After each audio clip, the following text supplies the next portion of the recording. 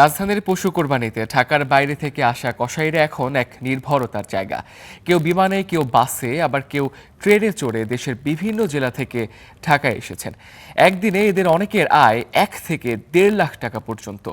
অল্প সময়ে ভালো আয় আর কাজের স্বীকৃতিতে খুশি কসাইরা। বিস্তারিত জিসান আহমেদের রিপোর্টে।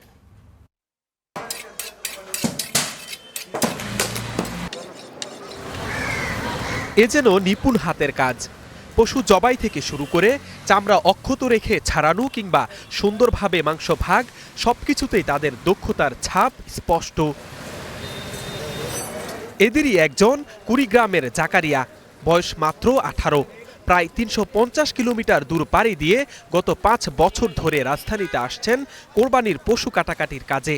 কাজের গতি আর ধারালো চাকু ঘষার শব্দই যেন বলে দেয় কতটা দক্ষতার টিম।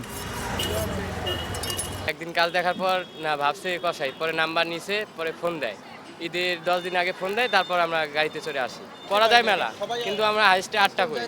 টোটালে আপনার 1.5 লাখ টাকা থেকে। এমন চিত্র দেখা গেছে পুরো রাজধানী জুড়েই। নীলফামারী, কুড়িগ্রাম, টাঙ্গাইল, পিরোজপুর, ফরিদপুর, নারায়ণগঞ্জ সহ দেশের বিভিন্ন জেলা থেকে আসা কসাইদের ব্যস্ততায় দুপুর গড়ানোর আগেই শেষ হয় অধিকাংশ পশু কাটাকাটির কাজ।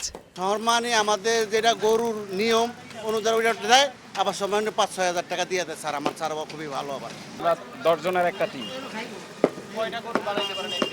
একদিনে 4-5টা পারি আর কি। আমার খুব ভালোই লাগে। আমরা পিরোজপুর থেকে আসি, বরিশাল ডিস্ট্রিক্ট দিয়ে আসি।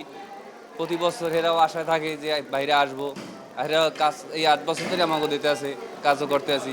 ঢাকার বাইরে থেকে আসা কসাইদের কাজের মান ভালো হয় প্রতি বছর তাদের দিয়েই কোরবানির কাজ করাতে পছন্দ করেন অনেকেই। কাজ ভালো করে, আমি এর ছাড়া করি 5 বছর যাবত। দূরের থেকে আসছে বিধায় আমরা পাইতেছি। আর ঢাকার যারা হ্যাগো অনেক চাহিদা, অনেক তাদের ডিমান্ড, হ্যাগোর ডিমান্ড আমরা ফুলফিল করতে পারি না।